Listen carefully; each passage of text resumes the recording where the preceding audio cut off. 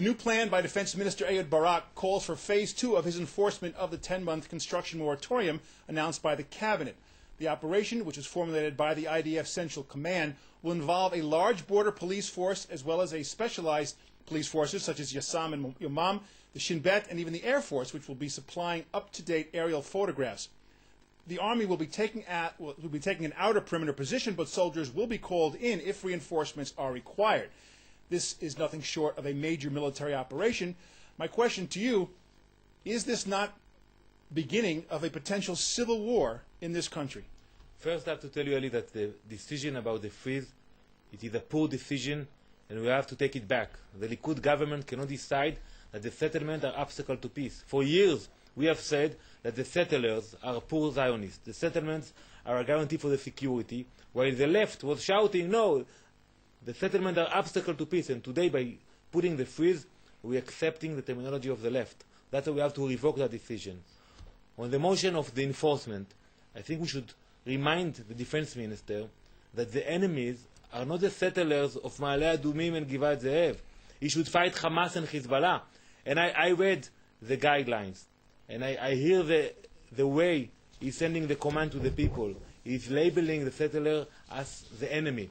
He's sending Air Force to fight them. That is unacceptable. If you need to destroy a home in Judea and Samaria, use the same tactics that you destroy a home in Jerusalem. Why when we go to destroy a home in East Jerusalem or in the west part of Jerusalem, you don't bring helicopters, you don't bring thousands of soldiers? What is the difference? You don't have second-class citizens in Judea and Samaria. It is unacceptable. And today, the Barak received a letter from Ruby Rivlin, chairman of the Knesset, that because I have called a meeting in the Knesset and I asked Barak to come and to report about the behavior of the soldiers. I heard reports about soldiers beating up children, about the language they are using against the settlers, and they hear the voices of Barak. It is unacceptable. And also, we all remember the pictures of the disengagement. The army put all its force to take the Jews out of their homes, but nobody thought about the consequences. Nobody thought about the compensation. Nobody thought about what will happen. And that's something I think Barak should put more time rather than fight the settlers. Let me ask you on the political realm, both from the standpoint of Ehud Barak and from Prime Minister Netanyahu. From the perspective of Barak, he is trying to show that he, as a member of Labor, who has joined a right-wing party, right-wing government, is tough. And would you not say that most of this plan is being implemented, will be implemented, to show how tough Barak can be when it comes to the settlements? So I'm telling Barak, be tough on the Arabs, be tough on the terrorists, don't be tough on kids that live in Judea and Samaria. We were elected to defend the people in Israel, not to fight them. And I see the enthusiasm and the time he's putting in the Enforcement Act. And I'm telling him that it's not what will happen. And also I have to tell you politically, this is a Likud government. And I call the Prime Minister to tell to Barak, you don't run the government. You cannot handle the way you handle the settlers in Judea and Samaria. And if he will not do it, we, the member of Knesset within the Likud, will take action against the defense minister. We will not leave 300,000 people in Judea and Samaria to become victims of the behavior of the defense minister because he has political agenda. And we saw what happened, last week there was an event that I had in the Knesset about the issue in Ma'ale Levona, a small settlement where kids came back on a school bus. They wanted to get back home. The army was in the settlement and they blocked the bus. For hours the kids were on the bus. So you have Israeli soldiers telling them you cannot go home. The kids are 6, 7 years old. And when we called Barak to come and give us answer, he said, I'm not involved in that. That's unacceptable. And I think that our task as Likud members to come and tell the Prime Minister, you are responsible. You cannot say that Barak is responsible because we were elected by those people. We told them we will help them. And today we are labeling them as the enemy. And they are not the enemy, they are the real pioneers. All right, let me ask you about on the political aspect from Bibi Netanyahu's perspective. Certainly you understand that he's under tremendous pressure from the United States. It's not like Bibi has suddenly become a leftist and is taking a different track in his policy.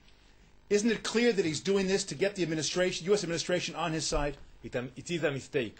Netanyahu told Obama that on Jerusalem he is not compromising. He should have said, I'm not compromising over Jerusalem and over Judea and Samaria. He should have said it clearly because he knows there is no partner. He knows that the price he is paying, nobody will remember that. And I think he should, I want to remind you a small neighborhood in Jerusalem by the name of Har Homa. Netanyahu was prime minister in 1996. President Clinton told him, do not build in Har Homa.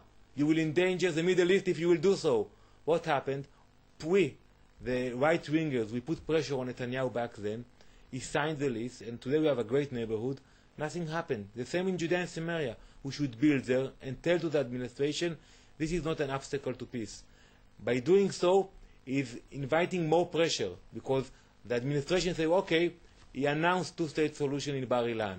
He have freed the settlement in Judea and Samaria. Let's go to the next stage, the issue of Jerusalem. And by doing so, he's inviting more pressure to come.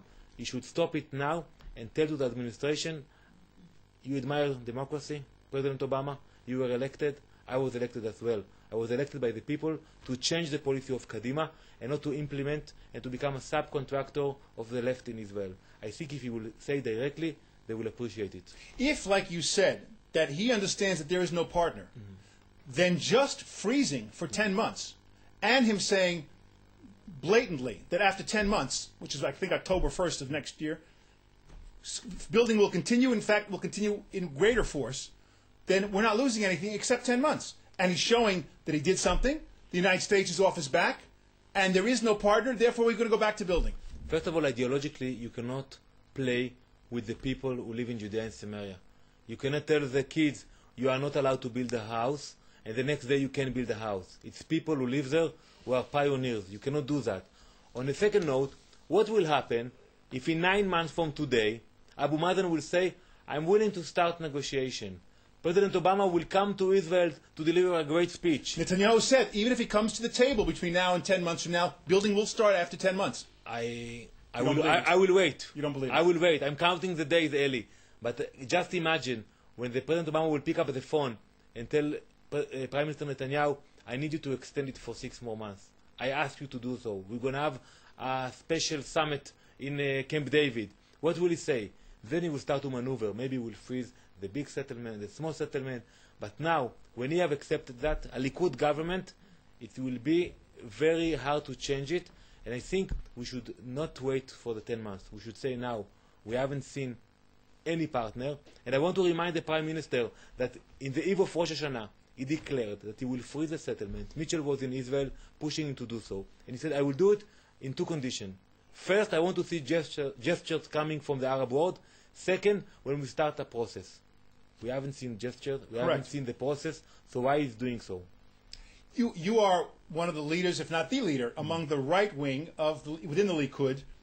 Where is going to be your red line when you feel that Bibi has gone too far and you're going to work to bring him down?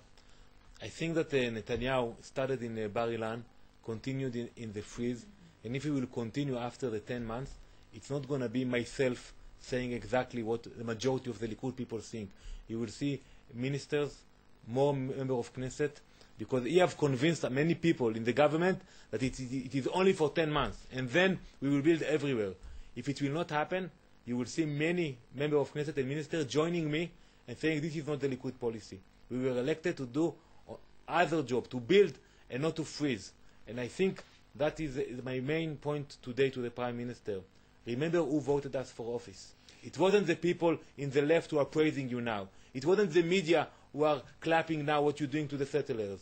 We, the people who believe in the right to the land, we voted you to office. I'm in the Knesset to serve them and not to serve the people from the left who are very happy to see the army fighting the settlers today.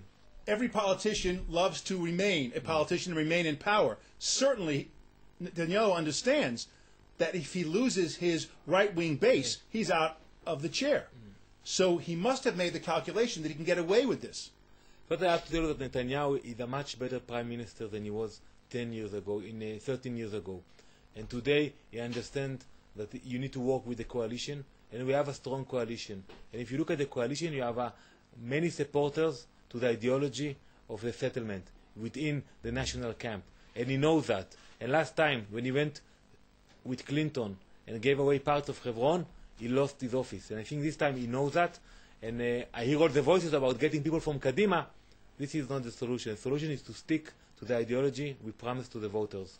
All right, we'll see if he can do that.